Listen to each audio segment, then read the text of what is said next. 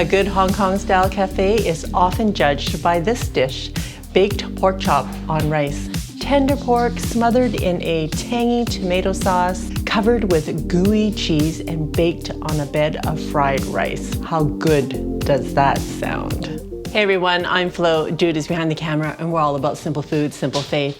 This is one of our favorite dishes to order out, especially my son. He really enjoys this pork chop on rice, and it's really quite simple to make at home. So let me show you how. I'm essentially using crispy Peking pork that can be found in my most recent cookbook, Chinese Home Style, for the pork part of the recipe. So we are using 1 tablespoon of soy sauce, 1 tablespoon of cooking wine, and this is a white rice wine. And I just want to show you the difference between this one and the Shaoxing wine, which I often use in my cooking. Shaoxing wine has a very distinct flavor, which is different from the regular cooking wine. So one is called Shaoxing, one is called Miju, and basically it just means rice wine. I don't know. Clear as mud. If you don't want to keep 2 different bottles of rice wine at home, just choose one and use it when I say Shaoxing wine or cooking wine. 1 tablespoon of water, 1 tablespoon of vegetable oil, and 1 tablespoon of cornstarch. Just gonna mix this around.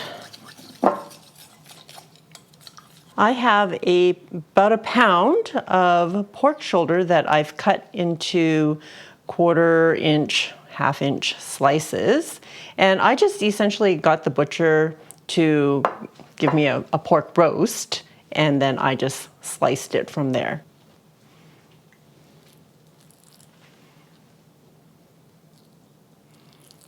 Now this is going to be a little bit different from what you get in the restaurant because 1, I'm making it in the air fryer, so I'm not deep frying them. And also you're actually going to get like a pork chop when you order it in the restaurant. Sometimes they use pork shoulder, sometimes they just use pork loin. I'm using the pork shoulder or pork butt. I like using a pork butt because it's fattier and it has more flavor, and it's just a little bit more forgiving in terms of cooking, and so it's not so dry. Just makes it a little bit juicier, which I prefer. But you can totally make this with regular pork loin if you like.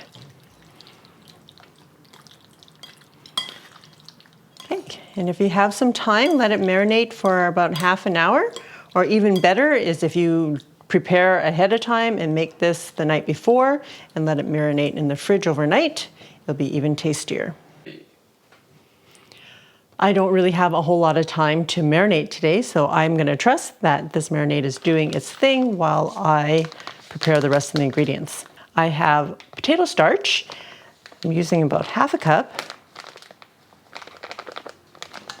You can always add more because I don't like recipes that call for a cup of flour or whatever, because I always end up wasting so much of it. So I'm just going to bread this on both sides. And I find potato starch just crisps better in the air fryer. But you can try using cornstarch if you don't have potato starch. I also preheated my air fryer. So let's see how many we can get in here. All right, I'm just gonna put 3 down here and give it a spray of oil.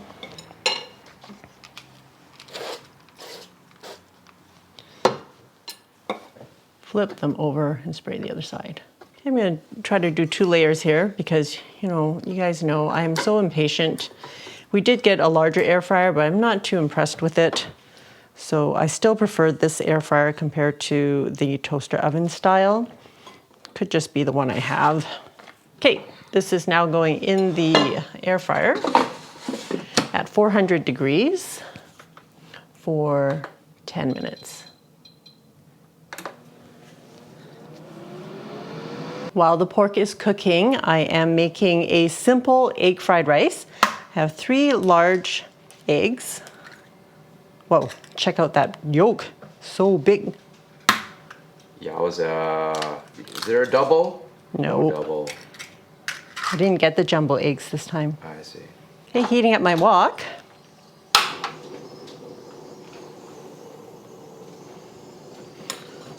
On medium high. Just going to lightly beat my eggs.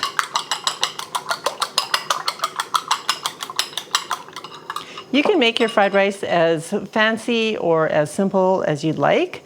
In the restaurants, often you will see mixed vegetables thrown in, like usually frozen mixed vegetables, along with mushrooms, and Dew doesn't like any of that stuff. So I'm just going to keep it simple. Okay, 1 tablespoon of vegetable oil. As soon as you see your wok heating up, pour the egg in.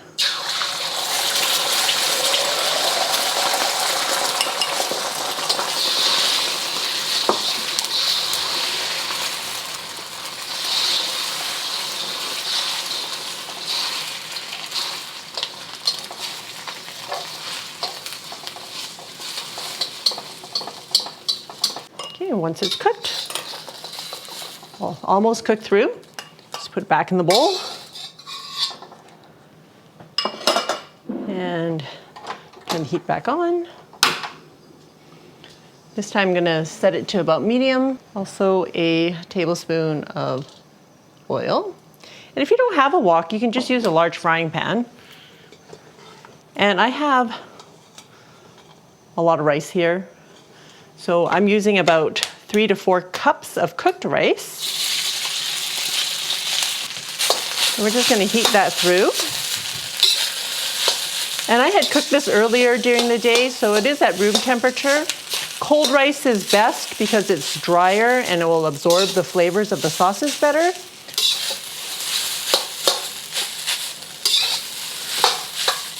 So generally, we don't advise using just cooked rice because it will make your fried rice kind of soggy and you don't want to do that. So I'm just going to heat this up. Let it toast a little bit on the bottom. Adding 1 tablespoon of soy sauce.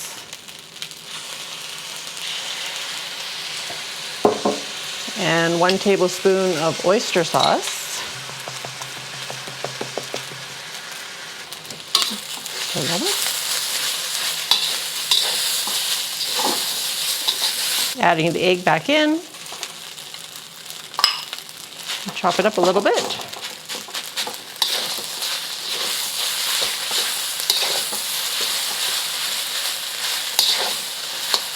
All right, that's it for your fried rice. And the pork isn't even done yet. Okay, while the second batch of pork is cooking, I'm gonna transfer this rice into a 9x13 baking pan. All right, I have preheated my oven and I'm just using my toaster oven and I know that my 9x13 can fit right in there. I preheated that to 450 and while that's heating up, I'm making the sauce. Turning this up to about medium. I'm using a can of diced tomatoes and if you don't have diced tomatoes, you can use a tomato puree using about 1/4 can of water. It's about half a cup.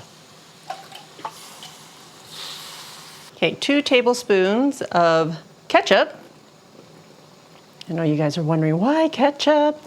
Did you know, fun fact, ketchup is actually Chinese because ke means tomato, jup means sauce, ketchup. Ta-da! Ooh, yeah. 1 tablespoon of soy sauce. 1 tablespoon of dark soy. And if you don't have dark soy, just use another tablespoon of regular soy. 1 tablespoon of oyster sauce.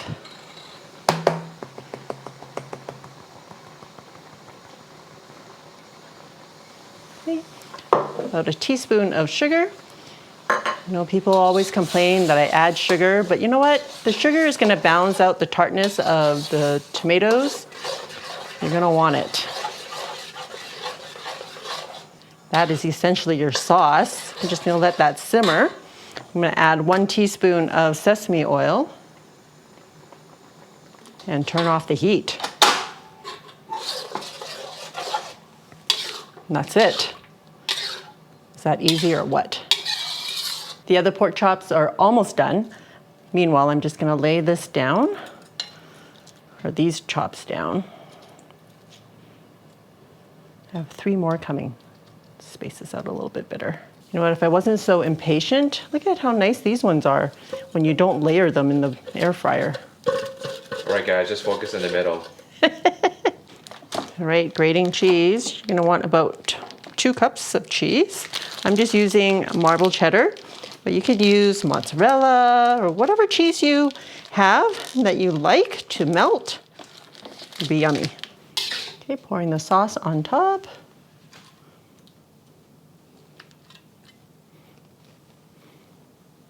Oh my goodness, it smells so good, guys. All right, now that all the sauce is poured on top of the pork chops, cover it with the cheese. This is what we call fusion, guys. A little bit of west meets east. Okay, and I'm just gonna grate some Parmesan right on top. Not a lot, just a little bit. I'm gonna put this in a 450-degree oven for about 5 minutes. Then I'm gonna turn the broiler on and let it cook for maybe about 3 minutes just to brown the cheese on top. Wow. Wow, wow. Oh my goodness, it looks and it smells so good. So again, that was 5 minutes in a 450-degree oven. And remember, everything is already cooked, so you're just warming it all back up. Then move it up to under the broiler and broil for 3 minutes just to get some brown onto the cheese. Oh my goodness, are you all ready for? Oh, yeah. The taste. You know, dude, I don't remember the last time we were in Chai Chan Tang or a Hong Kong cafe, Hong Kong style cafe. It's been forever, but you know, this is one of the dishes that I know our son misses and I miss as well. And you made it so nicely because there's no bones to deal with. It's boneless. Whatever you put in your spoon, it's all chewable. I'm a low effort kind of diner kind of guy. Ah, yes. Usually when you order this dish, it's only for a single entree, so a single serving. They don't offer it family style like this. So this is gonna be really good for your family, just getting it done. As I said, there's no bones to deal with, just the nice looking pork. It's hot, so again, I'm gonna take one for the team. Probably gonna burn my tongue because anything warmer than lukewarm tends to burn my tongue. Oh, hot. Ooh, Really dig in the way you combine those 2 recipes, the Peking pork, the crispy Peking pork, and the fried rice. Great flavors. The pork, of course, I grabbed the one that wasn't double layered, so it was actually surprisingly crispy for air fryer. So when I bit into it, I don't know if you could hear it on the microphone, but just the crisping on the edges, so good. And the melding of the flavors and the textures with the cheese and the sauce and the uncomplicated fried rice, fantastic. Oh, can't wait. Awesome. Thanks, dude. We're really missing our restaurant eating, but this will tie us over until this whole craziness kind of boils over and we can eat in restaurants again. For more simple Asian recipes, check it out. I will see you over there.